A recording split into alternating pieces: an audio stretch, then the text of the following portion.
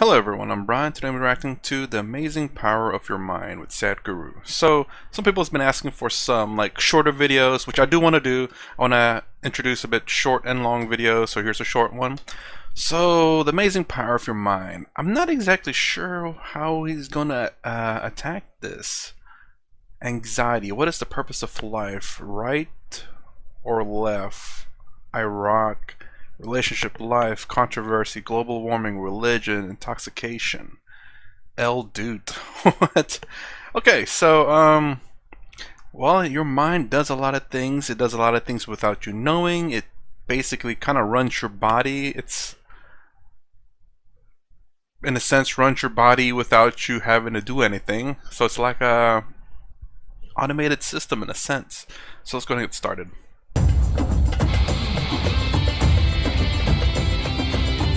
One. Sadhguru, you mentioned that you can do 14 different activities at a given moment. So, we all are very curious to know how can we achieve such prowess over both body and mind? 14. Whoever said this, I didn't say anything like that. Anyway, God, slow. do you have a liver Yes, I do. functioning? Yes. Do you know how many levels of activity it's doing right now? What the liver is doing is far more complex than what your brains are doing right now. Do you know this? A brainless liver, if it can do so many things, a brained Praneeth, how many things? No, I was only talking about not activity per se. Yes, activity is also possible. So you must understand this. On a round planet which is spinning right now, hello? Are you on a round planet? Spinning? Most people don't understand this unless, they get sozzled out with something or they get some ailment. Suddenly you see, planet is round. Do you know how complex an activity it is for a human being to walk at a certain latitude on a round planet which is spinning and which has magnetic forces working upon you all the time? It's an extremely complex process. You ask a child who is, let's say, 1 year of age, he knows how complex it is. Have you seen? But the moment you learn to walk, you assume that it's nothing, walking is nothing and you're sick of walking, you want to drive a car, you want to ride a motorcycle. But walking is such a complex process, not 14. 1,000 different functions, your knees and your brains and the fluids in your body, all of them are doing all the time.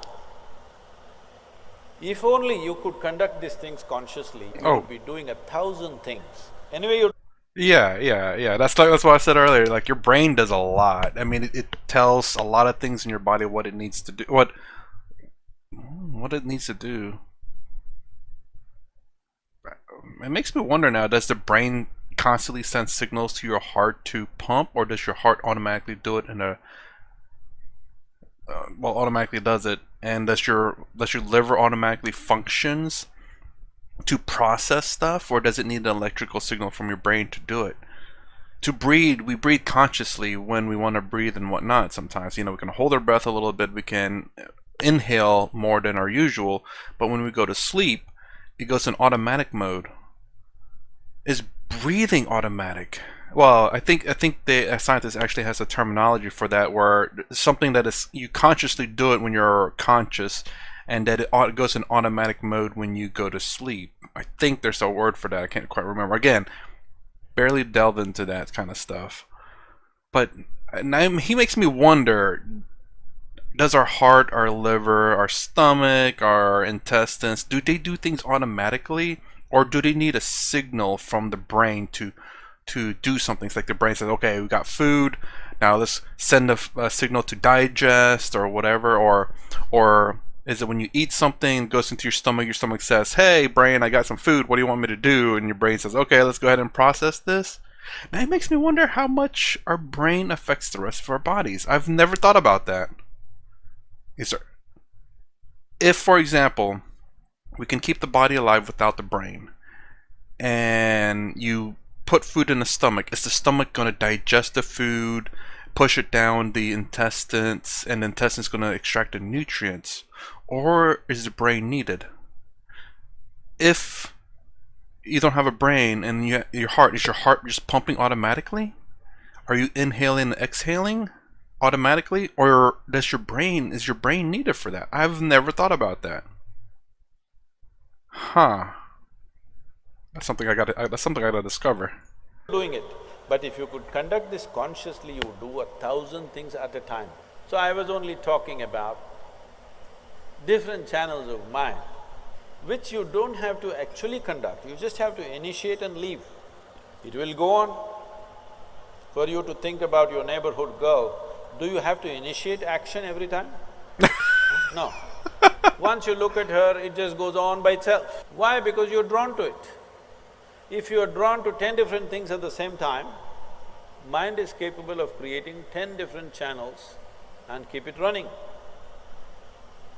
A complex mathematical problem, a sensation, a music, some raga, this, that, 100 things at the same time, because that is how complex human mind is. This complexity you can use either to drive yourself crazy with unbridled thought and emotion, or if you harness it, it can do things that nobody has imagined possible. It can do things in a miraculous way. You can manifest things in a phenomenal way if the necessary training goes. If somebody is walking there, if you just look at them, how they're walking, you can make out whether they're physically fit or not. Yes or no? Body has been worked upon, you can see it or no, just by the walk. Similarly, whether the mind has been worked upon or not, whether your energies have been worked upon or not, is something that's visible. Most people may not see, but if you pay attention, you will see. Right now, most human beings, the problem is we gave you a super computer. The most sophisticated machine on this planet is this human mechanism. I am asking you, have you read the user's manual? Hello? I love when he says that. That is something I think will get a lot of people, will kind of catch a lot of people off guard. Because, you know, there's, generally speaking, there's instruction manuals, there's how to do things in terms of externally, outside of the human body. But I don't think, well, put it this way, in terms of at least what I believe to be the majority of the Western world, they don't ever think about the instructions manual for the human body, for yourself specifically. Let me say that, because the instruction manual for yourself versus someone else is going to be different.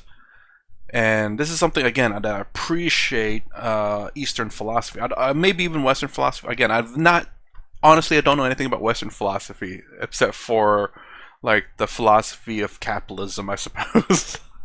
But at least in terms of what I've learned so far, I definitely want to check out some Western philosophers.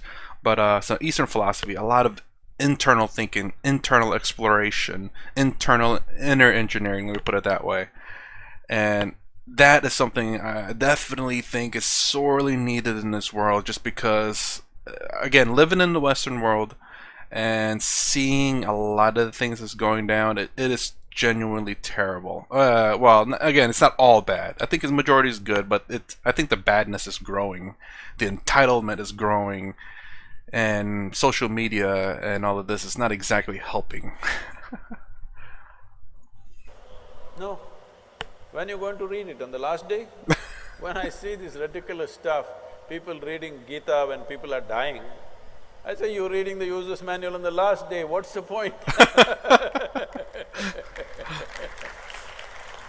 If you buy a phone, should you read the user's manual in the first 3 days or after 3 years when you want to get rid of the phone? I don't read the user's manual. I just, kind of like life, I just dive right in and figure it out. That's not a good way. I mean, phone, that's fine, you know, because it's not part of you. It's not a live being or object. It's just an object. So if you destroy it, you know, you're just hurting your wallet. But like a human being, animals, anything alive, you definitely want to read the instruction manuals. But the problem with live being or human or animals or anything alive, there's no instruction manuals. You know, you don't know what that is. It doesn't come with paperwork. So, oh, how to well, actually, Now there are, okay, there are instruction manuals now because, when you get plants and stuff, it'll tell you like, how many hours of sun, how often you should feed it. Same thing with dogs now. People have trained with dogs and kind of learned the habits of dog and when you should and shouldn't feed dogs and how much you should, more than anything. Humanity ourselves, though, Eastern philosophy, as far as I can tell, has, I don't know if they nailed it, but they have gone the furthest in terms of instruction manuals for the human body, for sure. And I don't know about psychologists. They figure out the chemical reaction and stuff, but that is not the solution. That's just like a band-aid on a problem. Because unless you constantly have an influx of chemicals into your body to counteract the bad chemicals, unless you have that constantly, it's not going to fix the problem. Because once that chemical goes away and your bad chemicals come back, then you're back in the same spot. And as a matter of fact, considering that the human body develops a resistance to anything externally, that chemical that you need, you can require more and more and more and more just to get the same amount of effect. Huh? You must read it in the first 3 days. Oh, So you're a I'm not baby, you asking can't to read read it. a scripture. Well, this is a living scripture. Should you not become competent to read the scripture, understand what is the nature of this, what is the full potential of it and explore this? Because this life is not about this or that. This life is about this. There is no choice about this. It is just that you can enslave this life to something else and think it's about that. But actually, it's about this. Are you okay with this? Absolutely. Again, Western world is… Again, not everyone in the Western world, obviously, but I think it's a growing trend where we're seeing that a lot of people put their values on other things, on the external things and not internal things, like what you're carrying or what you're driving, or if you have an iPhone. iPhones in general are just all luxury. No, I'm just joking. iPhones are just super expensive and not customizable in my opinion. That's why I like Android. It's cheaper and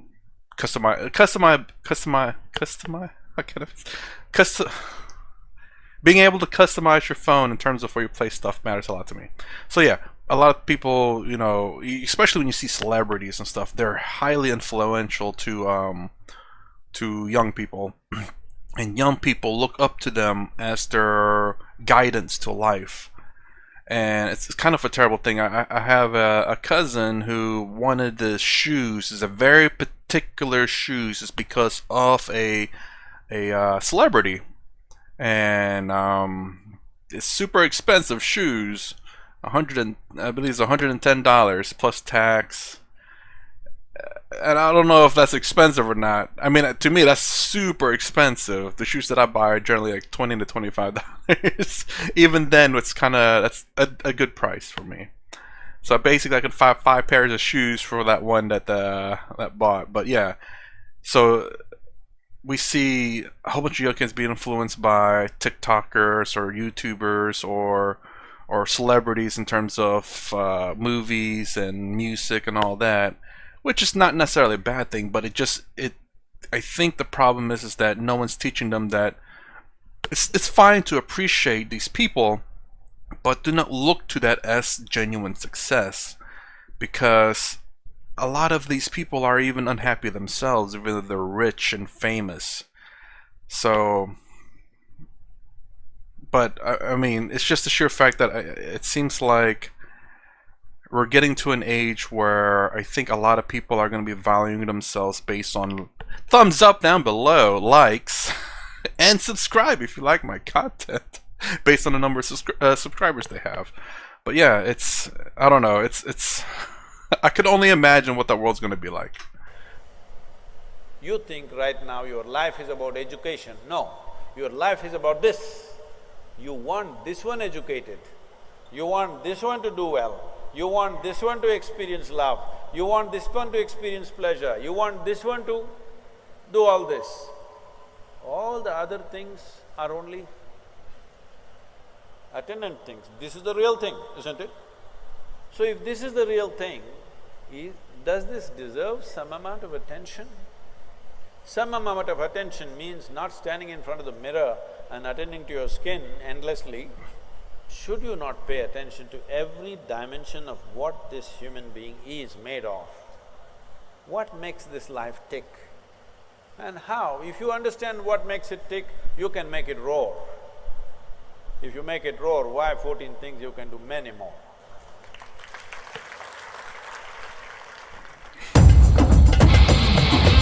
So yeah, I'm glad there's seeing that. Let me go back here. Seeing young people attend and watch Sadhguru and learn from him, that's genuinely amazing. That's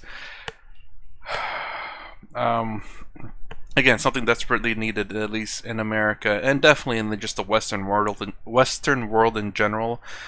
Speaking about Westernized world, which is South Korea and Japan, there is a different issue over there. Again, I'm not exactly sure. I've done a very little research because, again, me and a friend wanted to go to Japan to visit the culture and the fact that we like anime and want to try ramen and the different foods of sushi. There are a few things that we've discovered that, you know, that Japan, at least Japan, had an issue with. I mean, it's just a completely different issue, and it's just interesting. It's fascinating. I mean, we all tend to live in a little bubble within our own countries, thinking that we have the worst country in the world, or that, you know, other countries are more perfect than the country that we live in, or maybe other countries have less problems than the country that you're living in, and it's not true. It's just interesting to see that even a good country that is very united in a sense, or not diverse in a sense, still has its problems. I don't know if that's a hopeful thing or a problematic thing. It's hopeful, the sheer fact that, hey, look, no country's doing better than anyone else. We're all kind of in the same crap hole. But it's kind of sad that, you know, it kind of, how do I say, I guess it's sad the fact that we haven't quite figured out the humanness. Human instruction manual. Sadhguru, Swami Sarvapriyananda, Osho, all these people are trying to teach the world how to be better human beings, and I don't know how many people is listening, but and how many people actually need it. Like, amazingly, I would say I progress a lot in terms of, prior to watching these, I've progressed a lot in terms of being self-happy. Again, nowhere near what these wise people, gurus and swamis have done. And by watching them, I learned so much more. It makes it so much easier, because even prior to watching this, even though I was mostly happy, there are still things that affect me, and watching them just has improved my abilities in that sense, has expanded my knowledge and abilities. I still know very little, but it has expanded it so much. That little tiny amount's a lot to me. So anyways, that's my reaction to the amazing parody. So it's supposed to be a short video, but it looks like it's very long anyway. If you like my content, please consider subscribing. Thumbs up, thumbs down below. Thanks for watching. I'll see you in the next vid.